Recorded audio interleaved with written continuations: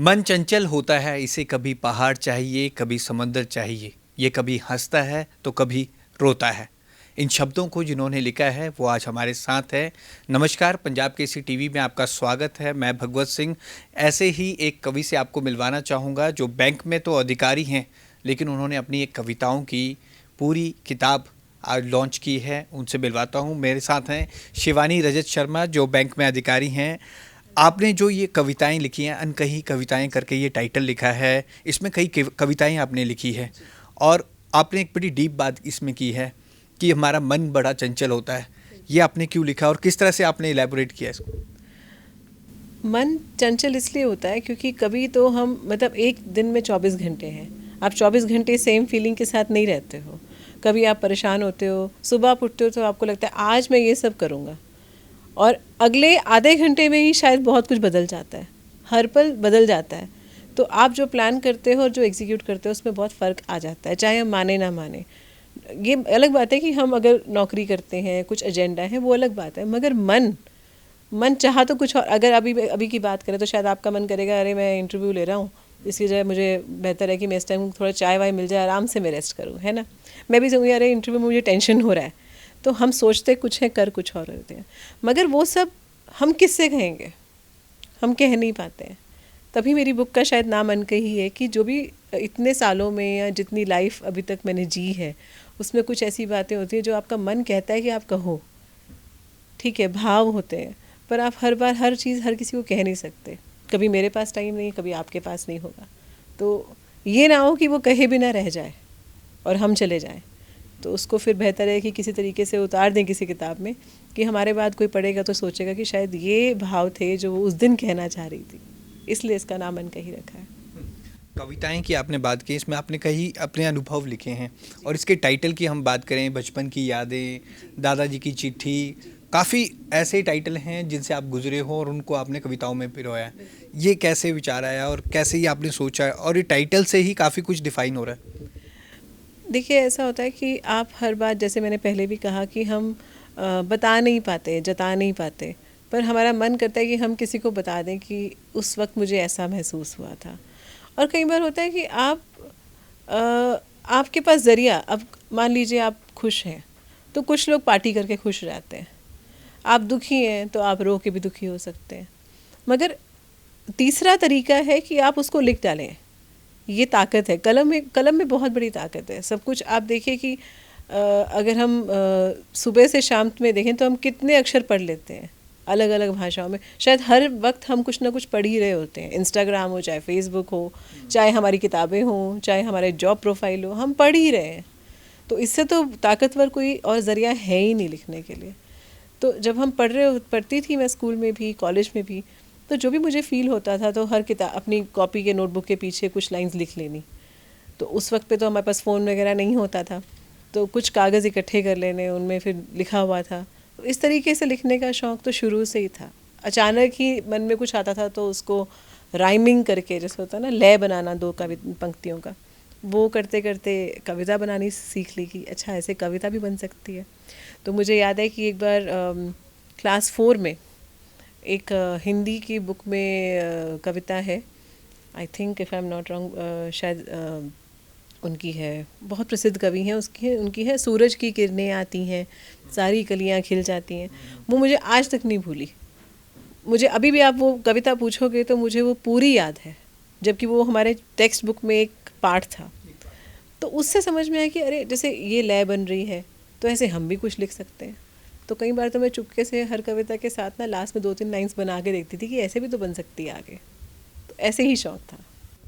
अगर देखा जाए तो आप बैंक में अधिकारी हैं, बैंक में नॉर्मली टाइम नहीं मिलता है और उसके बाद आप मैरिड हैं, 2 बच्चों की आप मदर हैं, उसमें तो और भी टाइम नहीं मिलता। तो इन सब से आपने टाइम कैसे निकाला और इस बुक को कैसे लिखा?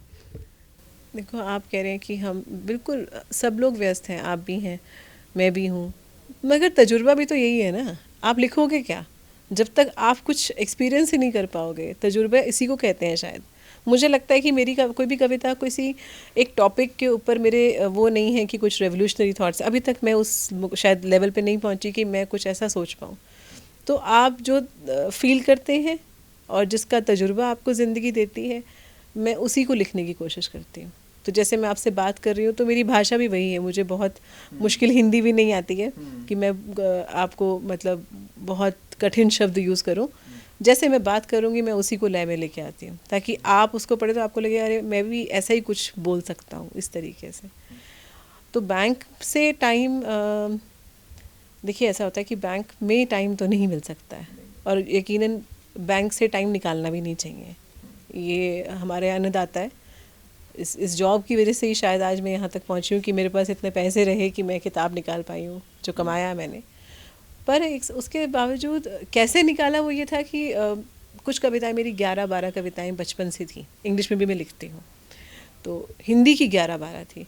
पर मुझे ऐसा लगता है, मेरे हस्बैंड को भी लगता है कि जो रीडरशिप है वो हिंदी की ज़्यादा स्ट्रॉन्ग रहती है, और हिंदी में आप महसूस ज़्यादा करते हो। अब मैं हिंदी फिल्म इंडस्ट्री की मतलब जब 90s में जो सॉन्ग्स आते थे मैं बहुत फ़ैन हूँ, मुझे सारे गाने याद हैं अच्छी मूवीज़ के, चाहे वो गुलजार के लिखे हुए हैं, मतलब कोई ऐसा गाना नहीं है जो अच्छा हो और मुझे ना याद हो पूरे पैराग्राफ्स विद जो उसकी जो साउंड एंड म्यूज़िक है। तो अब 11-12 थी और बढ़ानी थी, तो मेरी दूसरी बेटी हुई अभी अक्टूबर में। उस टाइम पे हमें मैटरनिटी लीव मिलती है, और अब हमारे पास फ़ोन है वो बहुत ताकतवर है, उसमें आप कोई भी एक ऐप डाल दीजिए, गूगल डाल दीजिए, वर्ड ऐप डाल दीजिए, तो मुझे कुछ भी याद आता था, जैसे बच्चे को सुला रही हूँ तो साथ साथ फटाफट टाइप कर दिया हिंदी में। तो उससे मेरी स्पीड इतनी बढ़ गई और इवेंचुअली मुझे इतना समझ में आ गया कि मैं लिखना भी मैंने फ़ोन पे शुरू कर दिया। अब मान लीजिए आपका जन्मदिन है, मैंने आपको विश करना है, तो मैं व्हाट्सएप पे हैप्पी बर्थडे नहीं लिख पाऊँगी, मैं उसको हिंदी में कविता के रूप में आपको उसी वक्त बना के भेज दूँगी। तो इसलिए इस तरीके से बाकी की 18 मैंने पूरी की, और 30 कविताएं जब हो गई तो मैंने कहा अब कुछ करते हैं इनका। जी, मैं इस पे ही आ रहा था, जैसे आपने कहा ना कि आपकी जो लिखने की शैली है वो काफ़ी सरल है। हम जैसे युवा काफ़ी जल्दी कनेक्ट कर जाते हैं। जैसे हम कविताएं पढ़ते थे अपने टाइम में, आपने भी स्कूल टाइम पे पढ़ी हैं, तो उनका एक एक वर्ड का मीनिंग पहले हम देखते थे, फिर उसको कहते हैं ना कि ग्रामर में देख के फिर प्रॉपर कि वो मीनिंग ही चेंज करते। आपकी ये बिल्कुल बहुत कनेक्ट करती है। क्या इसी को देखकर आपने ध्यान में रख के किया है कि यंगस्टर्स समझ सके उस बात को? मतलब अगर आपको अपनी बात किसी को समझानी है, तो मुझे लगता है कि आप हमेशा आसान, जब हमारे पास दो रास्ते हैं आसान और मुश्किल, तो हम आसान रास्ते से समझाना प्रेफर करते हैं। चाहे हम बच्चों को पढ़ाते हुए अपने बच्चों को पढ़ाते हैं तो हम आसान तरीका ढूंढते हैं, अपने काम को आसान करने की कोशिश। तो फिर मुझे लगता है कि कविताएं भी थोड़ी आसान बना लेनी चाहिए, क्योंकि अल्टीमेटली तो आप यही चाह रहे हो कि लोग आपको पढ़ें, लोग आपको महसूस करें, लोग आपकी कविता से अपने किसी अनुभव को याद करें। तो वो तभी हो सकता है क्योंकि जब आप आसान भाषा इस्तेमाल करो। तो इस वजह से मैंने कोशिश की कि मतलब मैं चाहती हूँ कि लोग इसे पढ़ें, और शायद उनके साथ भी ऐसा कुछ होता है, कोई ऐसा मुझे फीडबैक मिले, शायद कोई ऐसा किताब पढ़ के कहे कि हाँ ऐसा इसमें से एक कविता मेरी लाइफ के साथ भी जुड़ती है। तो ये बहुत ज़रूरी लगा मुझे, तो मैंने इजी लैंग्वेज इसीलिए यूज़ की है। अगर हम आगे हम बात करें अनकही कविताओं के बाद, आगे अब आपका क्या रहेगा? कौन कौन सी आगे हमें बुक देखने को मिलेंगे? मैं ज़रूर चाहती हूँ कि अगली किताब मैं बहुत जल्दी लिखूँ, पर उससे पहले मैं उस पर काम चल भी रहा है। कविता कभी भी इंतज़ार नहीं करता है कि उसकी बुक बनेगी तभी वो अगली पोएम लिखेगा। वो तो जैसे अब कल रात को मन में कुछ आया तो लिख दिया, तो बस वो चलता रहता है। नहीं आया तो आप 10-10 दिन भी कुछ नहीं लिखोगे, नहीं आता तो नहीं आता है।